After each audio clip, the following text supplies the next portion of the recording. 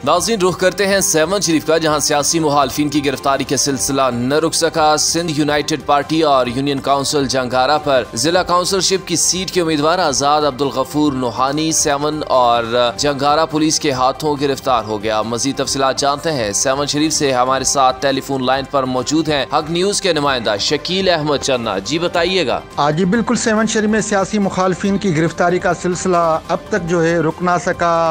आज भी जो है सिंध यूनाइटेड पार्टी और यूनियन काउंसिल जहांगारा पर ज़िले काउंसिलशिप के सीट के उम्मीदवार आज़ाद गफूर नूहानी को सेवन और जहांगारा पुलिस के जानिब से जो है गिरफ़्तार किया गया है। सेवन और जहांगारा पुलिस की जानिब से लालबाग चेक पोस्ट के यहाँ से जो है अब्दुल गफूर नूहानी को गिरफ़्तार कर दिया गया है, जिसकी वीडियो जो है वो सोशल मीडिया पर वायरल हो गई है। जिसके बाद जो है सिंध यूनाइटेड पार्टी के कारकुनान की जानिब से मुख्तलिफ़ जगहों पे जो है एहतजाजी मुजाहरा किया जा रहा है और गिरफ़्तार कारकुन अब्दुल गफूर नूहानी की जो है आज़ादी के लिए जो है मुतालबा भी किया जा रहा है। जी।